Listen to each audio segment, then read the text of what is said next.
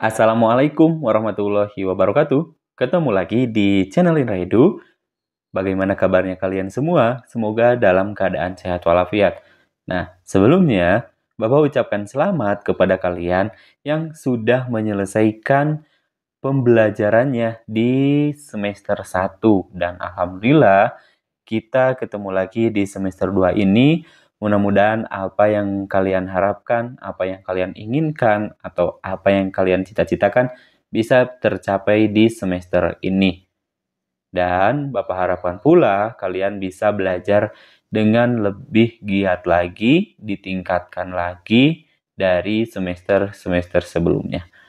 Oke, nah dalam pertemuan kali ini kita akan membahas materi bab 4 tentunya tentang keberagaman bangsa Indonesia dalam bingkai Bhinneka Tunggal Ika. Adapun sub pembahasannya itu adalah bagian A, makna persatuan dalam keberagaman. Seperti biasa, sebelum kita lanjut kepada pembahasan, mari subscribe terlebih dahulu, like, komen, dan boleh share kepada rekan-rekannya supaya kita semua bisa menebar manfaat yang lebih banyak lagi. Adapun tujuan pembelajarannya, peserta didik diharapkan mampu memahami serta mengaplikasikan tentang makna persatuan dalam keberagaman. Oke, langsung saja kita bahas terkait dengan apa sih yang dimaksud dengan persatuan. Nah, kita pahami terlebih dahulu definisi persatuan. Persatuan sendiri berasal dari kata satu, yang berarti utuh dan tidak terpecah belah. Nah, makna persatuan dan kesatuan itu, persatuan adalah kesepakatan untuk bersatu dan bekerja sama dalam mencapai tujuan yang sama. Selanjutnya, pengertian atau makna kesatuan adalah integrasi dan keselarasan di antara berbagai elemen masyarakat atau negara.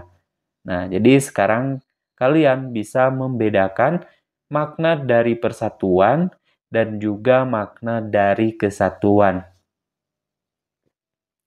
Nah, Indonesia dikenal sebagai negara yang memiliki keberagaman suku, budaya, dan bahasa yang tersebar dari Sabang sampai Merauke.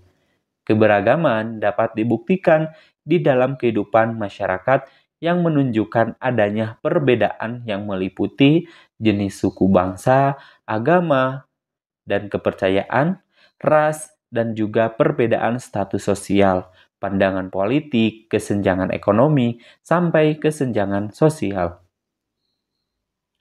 Nah, menurut tokoh perdamaian antar umat beragama, Din Samsudin mengemukakan bahwa keberagaman merupakan fitrah manusia yang tidak bisa dihilangkan. Kita perlu menerimanya sebagai sebuah keniscayaan dan membangun persaudaraan antar umat beragama sebagai upaya memperkuat nilai-nilai kemanusiaan. Selanjutnya, menurut pengamat masalah sosial Widianto tahun 2017 mengemukakan bahwa keberagaman adalah keadaan atau sifat yang beragam, baik dalam hal ras, agama, budaya, ataupun nilai. Keberagaman dapat dianggap sebagai kekayaan yang dapat meningkatkan kreativitas dan inovasi dalam masyarakat. Secara umum, keberagaman dianggap sebagai fenomena sosial yang kompleks dan penting dalam kehidupan manusia. Meskipun keberagaman dapat menjadi sumber konflik dan juga kesalahpahaman, keberagaman juga dapat membawa manfaat bagi masyarakat dan negara jika dikelola dengan baik. Nah, pada umumnya, perbedaan atau keberagaman yang ada di masyarakat dapat berdampak positif ataupun berdampak negatif. Dampak positif keberagaman adalah memiliki banyak alternatif atau pilihan baik berupa pemikiran, sumber daya manusia, dan bakat yang sangat dibutuhkan untuk kemajuan bangsa. Salah satu contohnya, dampak positif dari keberagaman adalah memiliki jumlah karya budaya yang banyak dan tentunya bervariasi, beragam rumah adat, banyaknya makanan khas daerah, dan masih banyak lagi. Berikutnya, dampak negatif dari keberagaman adalah munculnya benih konflik karena merasa golongan atau pihaknya saja yang paling benar, yang diakibatkan oleh adanya kesulitan beradaptasi dalam suatu kesatuan.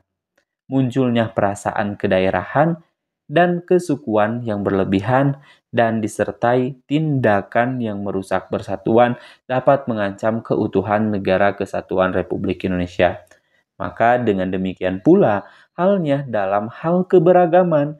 Beragama yang apabila satu pemeluk agama tidak mau berinteraksi dan menghargai pemeluk agama lainnya, maka akan menimbulkan perpecahan.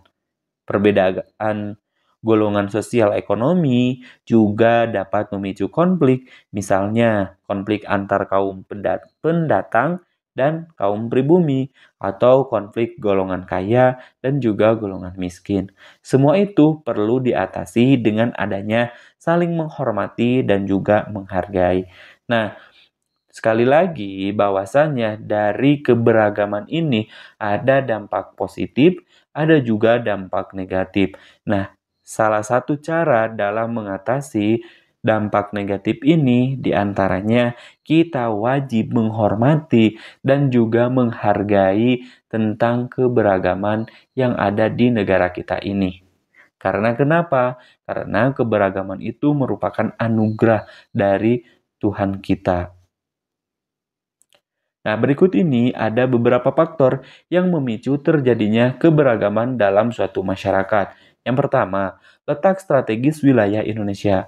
Wilayah Indonesia diapit oleh 2 samudra dan 2 benua, yaitu Samudra Pasifik dan juga Samudra Hindia, serta benua Asia dan benua Australia.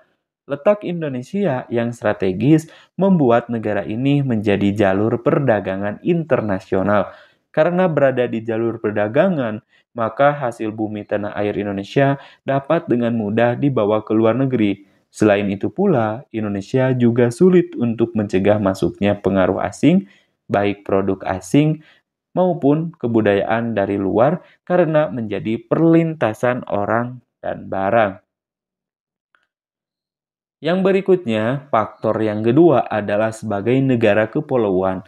Di Indonesia terdapat ribuan pulau, baik yang berpenghuni maupun tidak berpenghuni.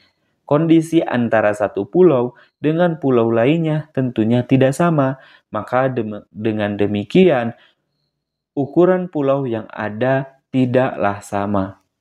Faktor yang berikutnya yaitu perbedaan kondisi alam. Indonesia memiliki bentang alam yang lengkap dan juga menakjubkan. Adanya kawasan pegunungan dengan ketinggian berbeda. Ada kawasan pantai, perbukitan, rawa, sungai, dataran kering, dan tandus juga dataran subur. Faktor yang keempat yaitu transportasi dan juga komunikasi. Kemajuan transportasi membuat perpindahan orang maupun pertukaran barang menjadi lebih cepat dan juga lebih mudah. Yang kelima, adanya penerimaan masyarakat atas perubahan. Nah, persepsi masyarakat akan hal-hal baru tidak selalu sama. Tentunya tidak selamanya hal-hal yang baru itu menguntungkan bagi masyarakat. Jadi ada yang menerima, dengan adanya perubahan, masyarakat tersebut ada pula yang belum bisa menerima tentang adanya perubahan. Sekian dan terima kasih. Sampai jumpa di video berikutnya. Semoga bermanfaat. Kami akhiri. Assalamualaikum warahmatullahi wabarakatuh.